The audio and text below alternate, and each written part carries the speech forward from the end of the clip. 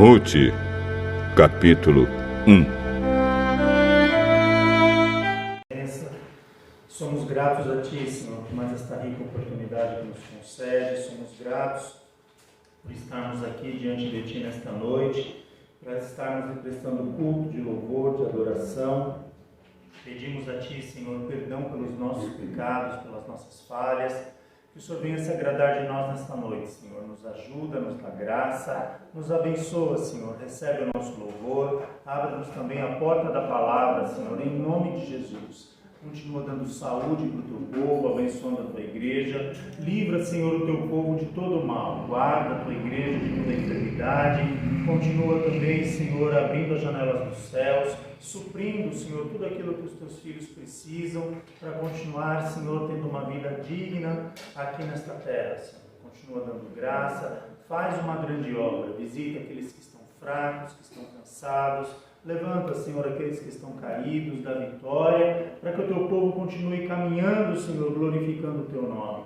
Não deixa que ninguém se perca, Senhor. Antes, o Senhor estenda a sua mão de poder e continue operando, Senhor, grandes sinais e maravilhas nas nossas vidas. Se conosco, nos livra de todo mal. Glorifica o Teu nome, Senhor, aqui neste lugar, nesta noite. Assim nós oramos e já Te agradecemos no nome santo de Jesus. Amém. Livro de Ruth, capítulo 1, versículo 1 em diante.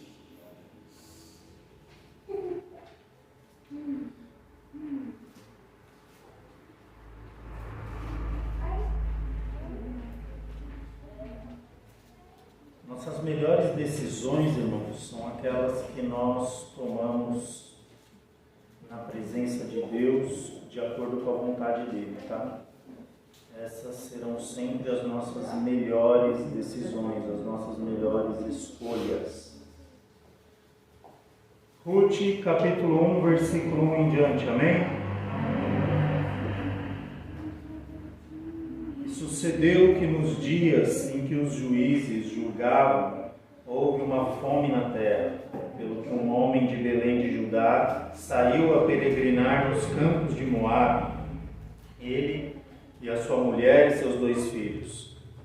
E era o nome deste homem Elimeleque, o nome da sua mulher Noemi, e os nomes de seus 2 filhos, Maom e Quilion, efrateus de Belém de Judá, vieram aos campos de Moabe e ficaram ali. E morreu Elimeleque, marido de Noemi, e ficou ela com os seus 2 filhos, os quais tomaram para si mulheres moabitas, e era o nome de uma Orfa e o nome de outra Ruth, e ficaram ali quase 10 anos. E morreram também ambos, Malom e Quilion, ficando assim esta mulher desamparada dos seus 2 filhos e de seu marido. Então se levantou ela com as suas noras e voltou dos campos de Moabe, porquanto na terra de Moabe ouviu que o Senhor tinha visitado o seu povo, dando-lhe pão. Pelo que saiu do lugar onde estivera e as suas 2 noras com ela. Indo elas caminhando para voltarem para a terra de Judá, disse Noemi às suas 2 noras: Ide, voltai cada uma à casa de sua mãe, e o Senhor use convosco de benevolência, como vós usastes com os meus falecidos e comigo. O Senhor vos dê que acheis descanso, cada uma em casa de seu marido. E beijando-as ela, levantaram a sua voz e choraram. E disseram-lhe: certamente voltaremos contigo ao teu povo. Porém Noemi disse: tornai minhas filhas, porque ireis comigo? Tenho eu ainda no ventre mais filhos, para que vos fossem por maridos? Tornai, filhas minhas, ide-vos embora, que já muito velha sou para ter marido. Ainda quando eu dissesse, tenho esperança, ou ainda que esta noite tivesse marido e ainda tivesse filhos, esperá-lo-íeis até que viessem a ser grandes, deter-vos-íeis por eles, sem tomardes marido? Não, filhas minhas, que mais amargo é a mim do que a vós mesmas, porquanto a mão do Senhor se descarregou contra mim. Então levantaram a sua voz e tornaram a chorar. E Orfa beijou a sua sogra, porém Ruth se apegou a ela. Pelo que disse: manda ao seu povo e aos seus deuses: Volta tu também após a tua cunhada. Disse, porém, Ruth: não me instes para que te deixe e me afaste de ti, porque aonde quer que tu fores, irei eu, e aonde quer que pousares, à noite ali pousarei eu. O teu povo é o meu povo, o teu Deus é o meu Deus. Aonde quer que morreres, morrerei eu, e ali serei sepultada. Me faça assim o Senhor, e outro tanto, se outra coisa que não seja a morte me separar de ti. Amém? Amém. Então, eu falei aqui no princípio, antes de nós fazermos essa leitura, que as nossas melhores escolhas são aquelas que nós fazemos na presença de Deus, segundo a vontade dele. Tá? Essas são, sem dúvida, as nossas escolhas mais acertadas. Mas eu pergunto, essas escolhas são fáceis? Não. São difíceis. Quando a gente olha para essa história de Ruth, a gente para considerar, não sei se alguém já tentou se colocar no lugar de Ruth. A gente começa a pensar, fala, o que essa moça tinha a ganhar com essa situação? A Bíblia diz que a Noemi e o marido dela, Elimeleque, eles ali da região de Belém, de Judá, eles saem dali do seu povo, de Israel, por causa da fome. Estava passando um tempo difícil e eles acharam por bem e tentar a vida em outro lugar. E ela saiu ali, o seu marido Elimeleque, Noemi e os 2 filhos. Ela tinha 2 filhos, Malom e Quilion. E eles foram habitar na terra de Moabe, na terra dos Moabitas, uma nação vizinha. E chegando lá, passou um tempo, o marido de Noemi morreu, Elimeleque morreu. E ficaram Noemi com seus 2 filhos. Os 2 filhos casaram com 2 mulheres moabitas, não eram mulheres do povo de Israel, eram mulheres moabitas, provavelmente conheceram elas ali onde eles estavam, se casaram. E passou um tempo, morreram os 2 filhos de Noemi. Então Noemi, em 10 anos, ela perdeu o marido e 2 filhos. E aí ela se viu sozinha naquela terra, com as 2 noras, também viúvas. Se a gente fosse falar um pouco aqui da situação de viuvez naquela época, era uma situação bem complicada. Eu não vou esticar muito nesse assunto por causa do horário, mas aquele tempo a mulher ela já sofria por uma situação, uma cultura, vamos dizer assim, um tanto quanto machista, os padrões da época eram assim, e a viuvez em si era uma situação problemática, ainda mais para as 2 noras de Noemi, porque elas não tinham filhos. Elas ficaram viúvas sem ter filhos. E isso, além de ser uma situação complicada, chegava a ponto até de ser uma situação meio de vergonha, porque elas não poderiam dar continuidade à linhagem da família. Quer dizer, aquela família, a história dela estava fadada a encerrar ali. Não teria posteridade, porque tinham 3 viúvas, uma já de idade, 2 mais novas, mas todas viúvas. E Noemi, a sogra, ela toma uma decisão. Ela ouve dizer que a situação lá em Israel havia melhorado, que os campos já estavam dando mantimento de novo, que Deus estava abençoando ali o povo, e ela resolveu voltar para Israel. E quando ela resolve voltar, ela chama as 2 noras, a Ruth e a Orfa, e fala assim: olha, minhas filhas, eu vou voltar para o meu povo, vocês são viúvas, vocês ficaram até aqui comigo, foram fiéis aos seus maridos, eles hoje são mortos, vocês cuidaram de mim até aqui, mas eu estou voltando e vocês estão livres para cuidar da vida de vocês. Voltem para a casa dos seus pais, para a terra de vocês, e recomecem a vida de vocês lá. elas não quiseram, a princípio, relutaram e não vamos te deixar. E Noemi insistiu, falou, não tem cabimento vocês quererem vir comigo. Ela falou, a vida de vocês está encerrada comigo, porque ainda que eu não tenho idade mais para ter marido, e ainda que se eu tivesse alguma esperança de ter um marido, de ter um outro filho, vocês iam esperar o meu filho crescer para ele estar remindo a vocês? Porque havia, dentro dessa situação, quando a mulher ela ficava viúva sem ter filhos, segundo a lei de Israel, ela tinha que ter um remidor. O que era o remidor? O remidor era a pessoa que ia casar com aquela mulher, um parente próximo do falecido, para que tivesse continuidade na família. O primeiro, que seria no caso ali, né, a obrigação do remidor, seria um irmão mais novo. Mas como Noemi não tinha mais filhos, ela só tinha dois, os dois morreram, podia ser um outro parente mais próximo. E ela, há 10 anos que ela estava longe de Israel, ela já nem sabia mais se ela tinha parente ou não, quem que estava vivo, quem não estava. Quer dizer, ela liberou as duas, falou, vamos embora, vamos cuidar da vida de vocês, vamos começar de novo, porque comigo vocês não vão ter futuro. Aí uma delas se despediu lá, triste e tal, né, a órfã, e abraçou Noemi, abraçou Ruth, e foi embora. E Noemi fala para Ruth, você também faz igual para a cunhada, vai embora. Ela falou, não. Aí ela fala aqui um trecho, né, que é uma das passagens mais bonitas, uma declaração de amor, uma das mais bonitas da Bíblia, né, onde ela diz assim, eu vou ler aqui para falar certinho, ó, no versículo 16 em diante, Ruth diz assim, ó, disse, porém, Ruth, não me instes para que te deixe e me afaste de ti, porque aonde quer que tu fores, irei eu, onde quer que pousares à noite, ali pousarei eu. O teu povo é o meu povo, o teu Deus é o meu Deus. Onde quer que morreres, morrerei eu, e ali serei sepultada. E ainda ela faz um voto, ó, me faça assim o Senhor e outro tanto, se outra coisa que não seja a morte me separar de ti.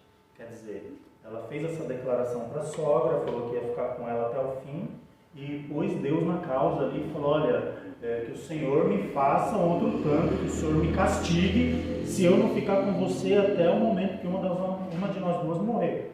Só a morte vai me separar de ti. Aí Noemi viu que não tinha jeito, né? Ela não queria ir embora, então vem comigo para Israel. Quando elas chegam em Israel, Noemi ali, ela é conhecida, né? As pessoas veem, poxa, não é a Noemi, né? Faz 10 anos que ela saiu e tal. Aí Noemi fala, olha, não me chama mais de Noemi, me chama de Mara. Né? Se os irmãos continuarem lendo o livro aqui, vão ver essa passagem, que Mara no hebraico significa amarga. Ela me chama de Mara, porque eu saí daqui com tudo, saí daqui com o marido, com o filho e estou voltando sem nada.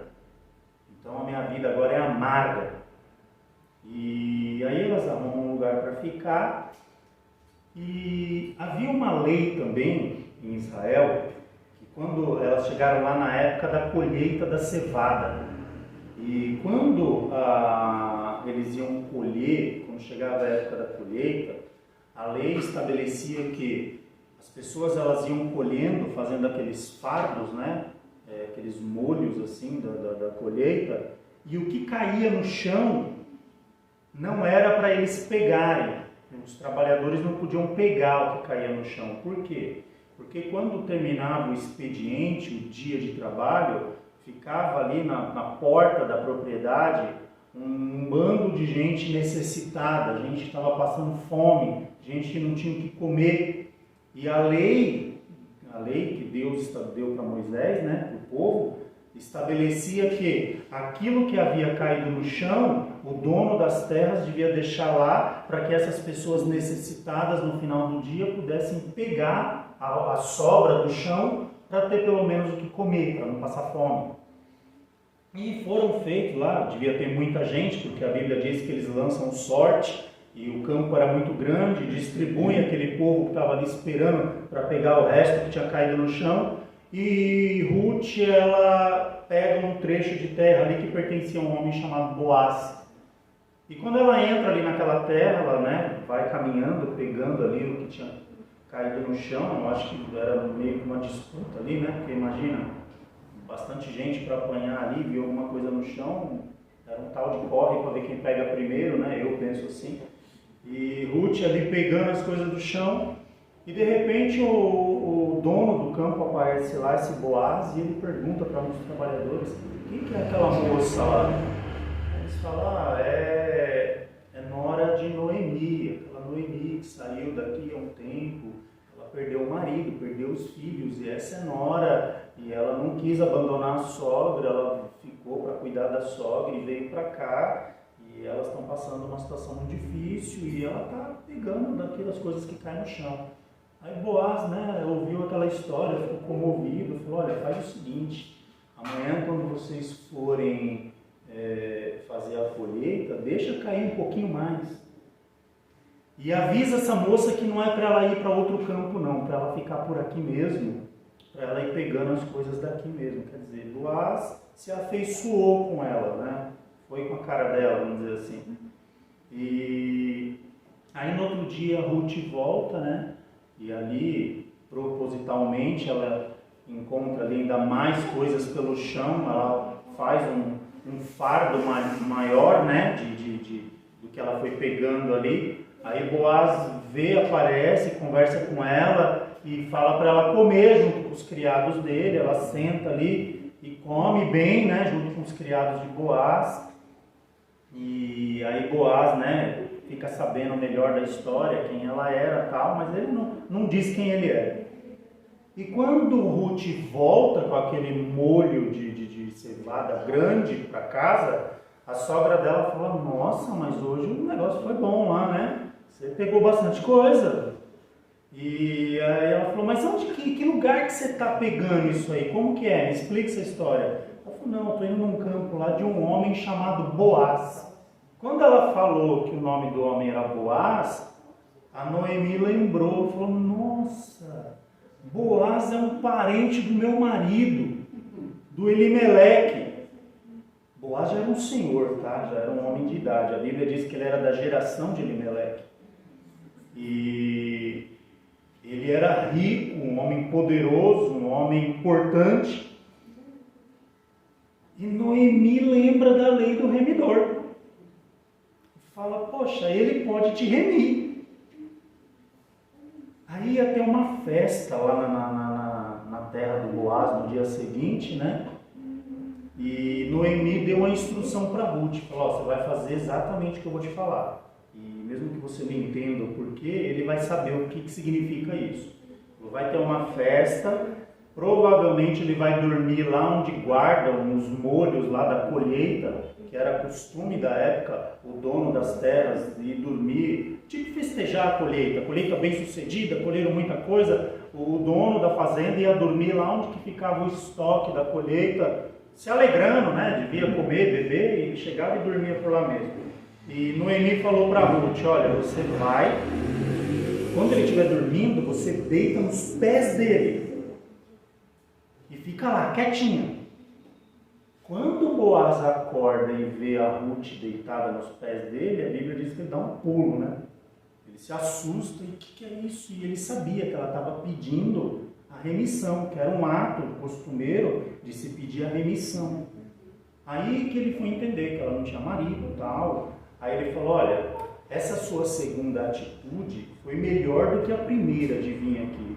Porque você é uma moça, você podia ter escolhido alguém mais jovem, você podia ter saído aí atrás de jovens ricos e tal, mas você quis fazer o que é correto. Mesmo Boaz sendo um senhor já, ela foi lá fazendo o que era correto, o que a lei mandava.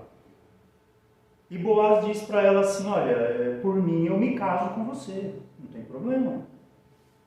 Só que existe ainda um parente de Noemi que é mais próximo do que eu. E ele tem o direito antes que eu. A preferência é dele, porque ele é mais próximo. Aí a Ruth volta lá para Noemi, conta a história, e Boaz combina, né? Fala: amanhã nós vamos procurar esse sujeito, nós vamos ver com ele se ele quer te remir. Se ele falar que vai te remir, que ele vai se casar com você, não tem o que eu fazer. Mas se ele declinar, se ele voltar atrás, eu me caso. Eu assumo, eu me caso.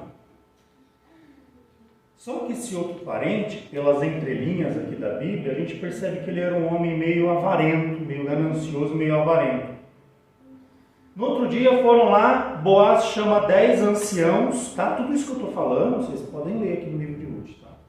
Boaz chama 10 anciãos como testemunha e chama esse sujeito e fala: olha, a Noemi, a nossa parente, voltou, o marido dela, o Elimeleque, morreu, os 2 filhos também morreram e ela precisa de um remidor. Aí ele pensa: bom, eles tinham uma terra, né? Ainda a terra deve ser deles e tal. Ele falou: não, tudo bem, eu vou remir, eu vou cuidar da Noemi, né? Na cabeça dele era só cuidar da Noemi.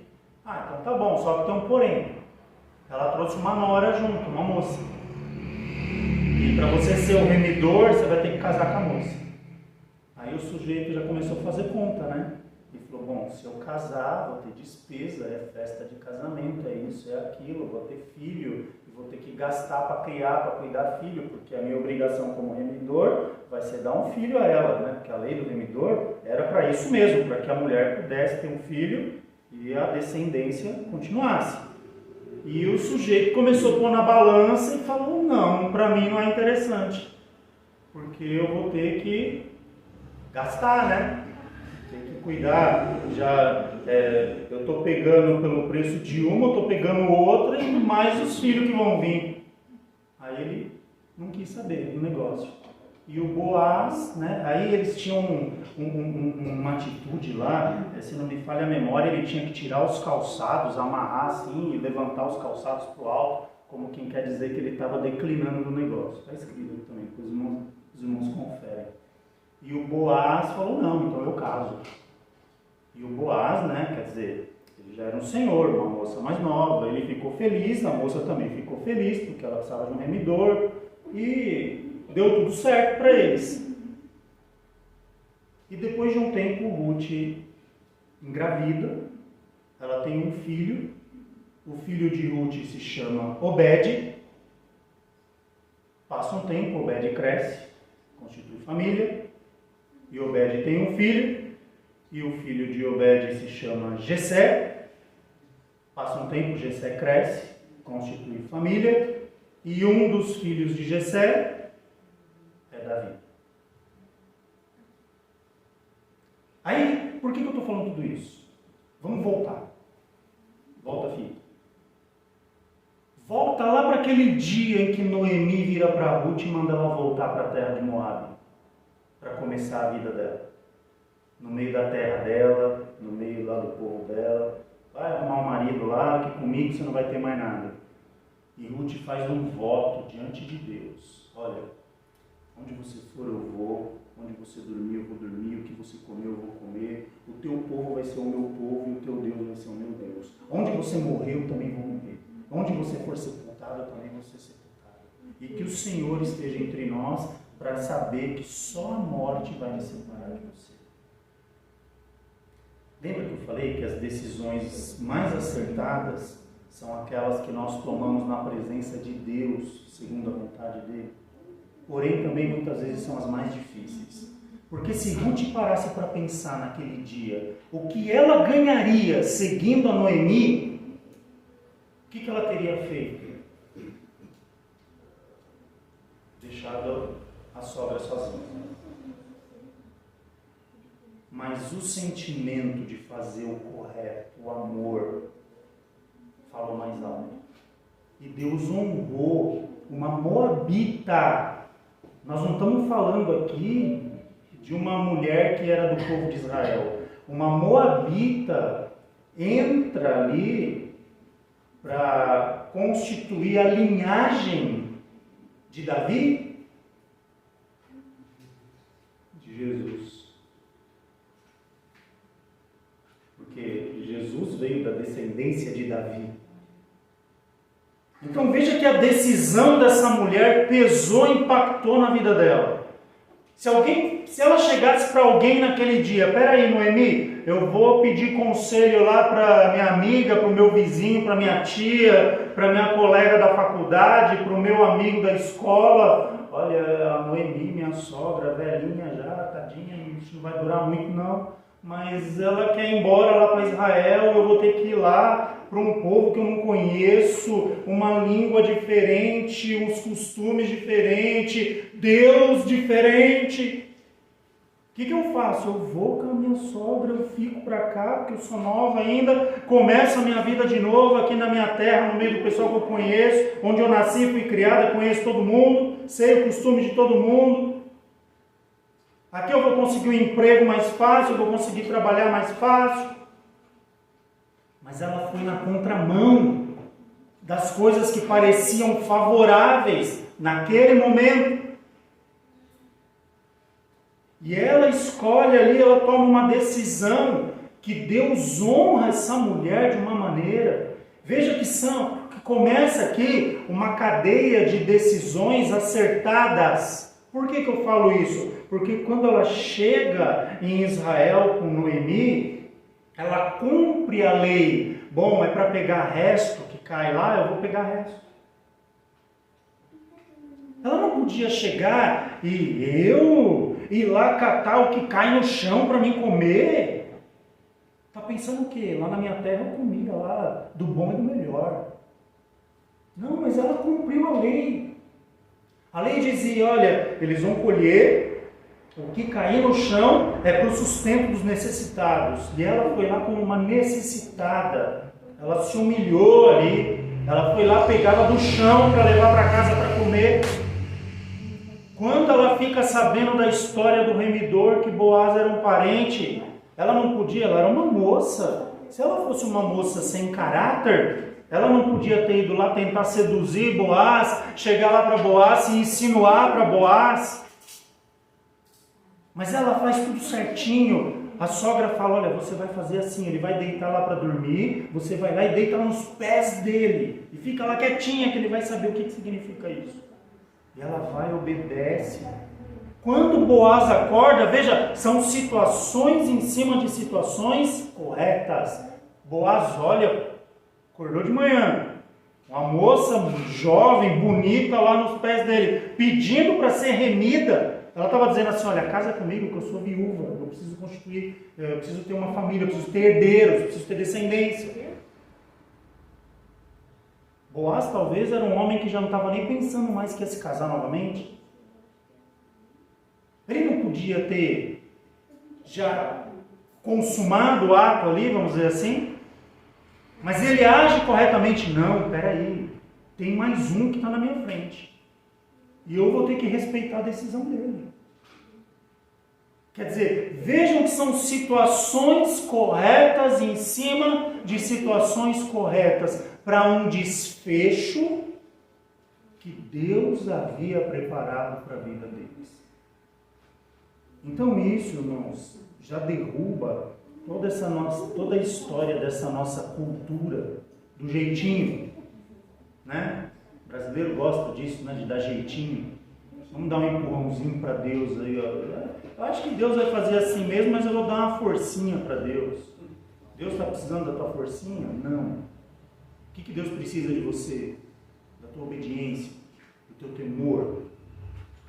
Que você faça a vontade dele.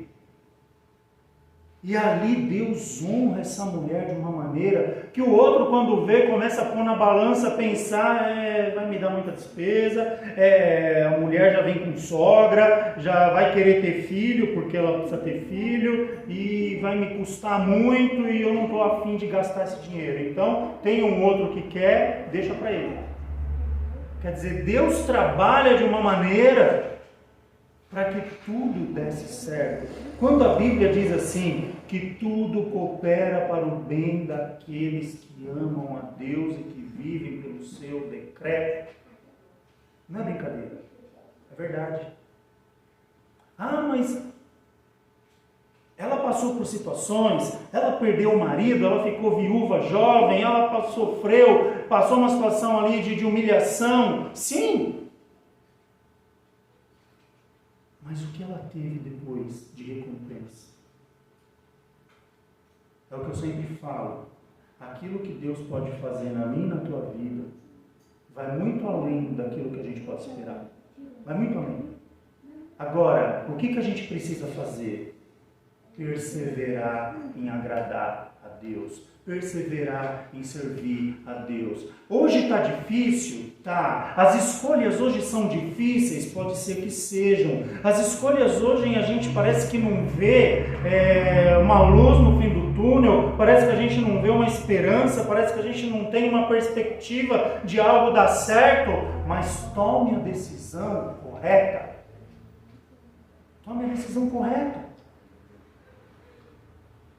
Porque quando você toma a decisão correta, Deus honra, Deus se responsabiliza, Deus ele olha e fala, tem aquele versículo que diz, foste fiel no pouco, sobre o muito te colocarei. Mas se o camarada não é fiel no pouco, você acha que um sujeito desse vai ser fiel no muito? Se a pessoa ela já é corrompida no pouco, será que ela vai ser fiel no muito? Será que Deus vai ter condição de pôr essa pessoa no muito? Será que ela vai ter honestidade para andar na presença de Deus no muito? Não vai. Então, aguente as situações difíceis.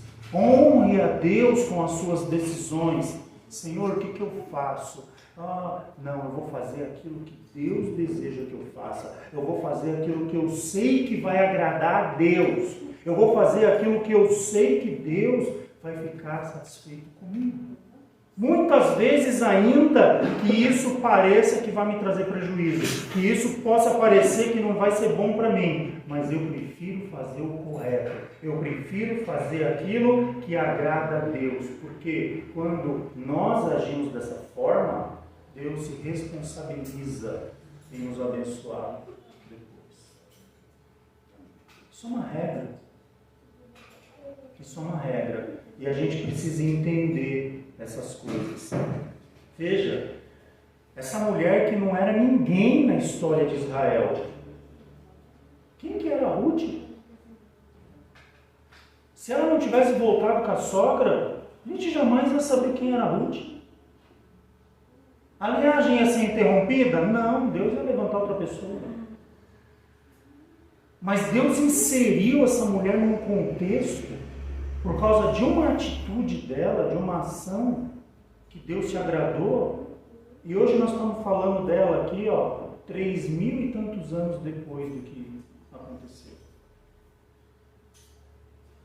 O nome dela está sendo lembrado 3.000 e tantos anos depois desse feito.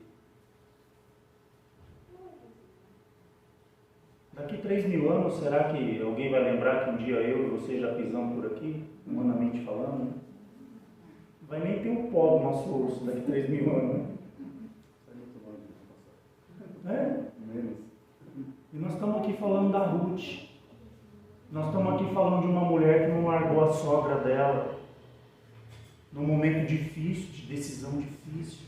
No momento que a sogra falou várias vezes, me deixa, por que você vai ficar comigo? Eu já estou velha, não adianta você ficar comigo, vai cuidar da tua vida, você não deve nada para mim, você é uma boa pessoa, você não tem dívida nenhuma comigo, eu estou te liberando para você ir embora e tocar a tua vida. E ela não quis.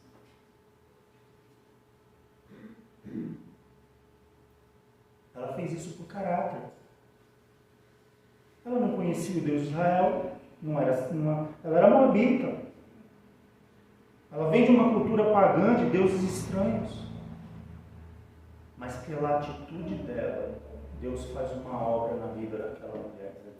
E ela entra para a genealogia. Né? Ela ali é que dá continuidade à genealogia, onde o neto dela é Davi, e depois se estende até a linhagem de Jesus.